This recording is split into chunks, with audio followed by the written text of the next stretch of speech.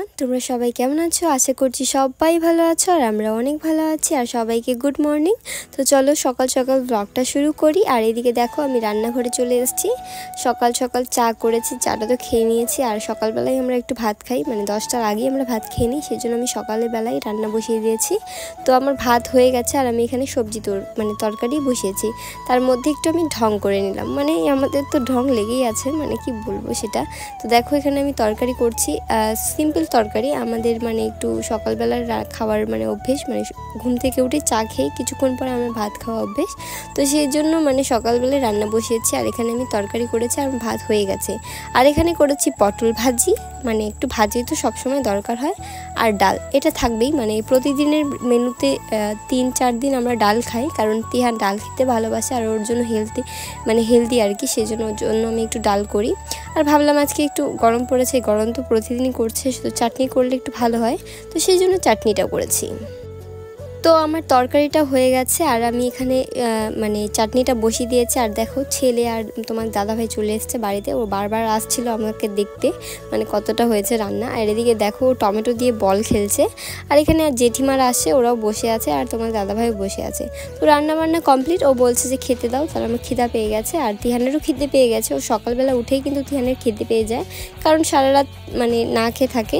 আর একবার খেলে ঘুমিয়ে পড়লে আর কিন্তু ও ওঠে না। তো তোমার দাদাভাই আর তিহান মিলে ওরা গেছিলো বাইরে, মানে ওরা খেলছে আর আমি স্নান করে নিয়েছি। স্নান করে এসে আমি এখানে ময়শ্চারাইজার লাগিয়ে নিচ্ছি। আমার স্কিনটা একটু অন্যরকম, মানে গরমের দিনে খুব অয়েলি থাকে আর ঠান্ডার দিনে খুব ড্রাই হয়ে যায়, মানে একদম শুকনো শুকনো ভাব। তো খুব প্রচুর পরিমাণে প্রবলেম হয়, সেই জন্য আমি সারা বছর মানে নিভিয়ার ময়শ্চারাইজারটা ইউজ করি। আর এটা আমার জন্য একদম পারফেক্ট, মানে কোনো সমস্যা হয় না, এটাই আমি সারা বছর ইউজ করি। আর এখানে আমি চুলটা চিরুনি করে নিয়েছি, মানে আজকে শ্যাম্পু করেছিলাম, কারণ আমার খুব প্রচুর পরিমাণে চুল উঠছে এই সময়টা, মানে কি বলবো।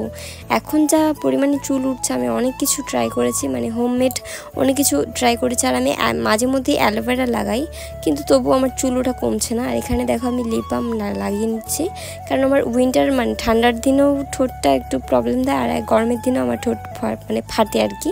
তো সেজন্য আমি সবসময় লিপ বাম ইউজ করি। আর দেখো এই যে আমার স্নানের পরের লুক, মানে গরমের জন্য প্রচুর স্নান কতবার করো তবুও তোমাদেরকে লাগবে না যে তুমি স্নান করেছো, তো সেরকম হয়েই থাকে। আমি কিন্তু দুই টাইম আর কি স্নান করি, মানে রান্নাবান্না করে একবার স্নান করি, তারপর আবার বিকেল সন্ধ্যার আগে আর একবার স্নান করি। তবুও মনে হয় না যে আমি স্নান করেছি, মানে খুব প্রচুর পরিমাণে সোয়েট হয়, মানে ঘাম হয়, আর তার মধ্যে ভালো লাগে না। তো আমি 2 টাইম স্নান করি। এই যে আমার গরমের দিন পড়েছে, এখন আমার 2 টাইম স্নান করি। তো এখানে আমি সিঁদুরও বলছিলাম যে আমার সিঁদুর শেষ হয়ে গেছে, তো তোমার দাদাভাই আইনি, এখনও দেয়নি, তো দেবে, সেটা পরে কথা। তো এখানে আমি সিঁদুর লাগিয়ে নিচ্ছি। আর তিহান ওইদিকে বসে মানে ও মোবাইল দেখছে। তো ওকে আমি বেশিরভাগটা সময় মানে একটু কার্টুন দেখতে দিই, এমনি সবসময় কিন্তু ও মোবাইল দেখে না, কারণ টিভি আছে, একটু মাঝে মধ্যে টিভি দেখে, তো আমি বেশি ওকে মোবাইল দেখাই না। তো ও পাশে বসে মোবাইল দেখছে। তো ওকেও স্নান করে দিয়েছি, স্নান করে দিয়ে ওকেও ঘুম পাড়াবো ভাবলাম। তো এখানে আমি এই যে দেখো আমার এটা সবসময় আমার বিন্দি পড়তে মানে টিপ পড়তে খুব ভালোবাসি, সেই জন্য আমি সব সময় এনি টাইম আমি টিপ পড়ি, কিন্তু সকালবেলা ভুলে যাই টিপ পড়ার কথা, সেটা হয়েই যায়। তো দেখো এই যে দেখো কোন সাইডে আইসে, মানে পড়ার জন্য ভয় করে না, এখানে এসে ও কার্টুন দেখছিল মোবাইলে। ও কিন্তু মোবাইলে বেশি দেখে না, জাস্ট একটু সময়ের জন্য আমি ওকে দেখতে দেই, কারণ আমার কাছে ফোন আছে। ও কিন্তু যখনই আমি ফোনটা হাতে নিই তখনই ও ফোন চায়, কিন্তু আমি দিই না।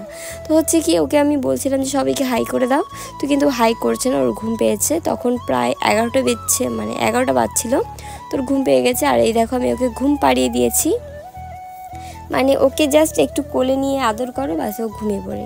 তোর মানে ওকে ঘুম পাড়ানোর কোনো সমস্যা হয় না। এই দেখো ও ঘুমিয়ে গেছে ভালোভাবেই। তো চলো আমিও ভাবলাম একটু রেস্ট করে নিই, কারণ আমারও রেস্ট করার খুব দরকার এই গরমের মধ্যে। তো আমি বেশি কোথাও যাবো না, তিহানের পাশেই ঘুমিয়ে পড়বো। তো দেখো ঘুমানোর পর ও ঘুম থেকে উঠছিল কিন্তু 2:30টার দিকে, ও 11:30টার দিকে ঘুমাইছিল, কিন্তু উঠেছিল একদম 2:30টার দিকে। অনেকক্ষণ ওর পাশে শুয়ে শুয়ে আমার একদম বোর লাগছিল, তো আমার কিন্তু ঘুম হয়নি, কারণ ও যখন ভালোভাবে ঘুমায় তখন আমার ঘুম হয় না। আর ও যখন মানে 1 ঘন্টা আধা ঘন্টা ঘুমায় তখন আমার একটুতে ঘুম মানে প্রচুর ঘুম আসে তখন। তো এরকম হয়, জানি না কার কার এরকম হয়, যারা নতুন মা হয়েছে অবশ্যই জানবে। তো এখানে তোমাদের দাদাভাইও চলে এসেছে। আর আজকে সেন্টার মানে আমাদের এখানে অঙ্গনওয়াড়ি বলে একটা সেন্টার আছে, তো সেখান থেকে খিচুড়ি দিয়েছে, খিচুড়ি আর অর্ধেক ডিম। তো দাদা গিয়েছিলো, তো নিয়ে এসেছিলো। আর এখানে বিকেলবেলা আমরা সবাই বসে এখানে আড্ডা দিয়েছিলাম। তো এটা হচ্ছে মেজদার বাড়ি, মানে মেজদার বাড়িটা হচ্ছে, তো এখানে ওরা রান্নাঘর করবে, সেই জন্য রান্নাঘরের মানে কাজ চলছে এখানে। আর নতুন কল বসিয়েছে দেখো। তো এই কলটার এখনও মানে উৎপাদন হয়নি বলতে গেলে, কেউ এই জলটা এখনও মানে ধরেনি আর কি, গন্ধ করে একটা, কারণ গোবর দিয়ে এই কলটা মানে বসানো হয়েছে, সেই জন্য একটু গন্ধ করে, তো কেউ আসে না এখানে। মাঝে মধ্যে কাপড় ধোয় মা, আমি কিন্তু ধুই না, আমার ভালো লাগে না। তো এখানে আমরা সবাই বসে আড্ডা দিচ্ছি, কারণ এখানে খুব সুন্দর হাওয়া আসছে, আর এখানে বসে বসে আমিও আছি। তো চলো বন্ধুরা, আজকে ব্লগটা শেষ করছি, টাটা, বাই বাই।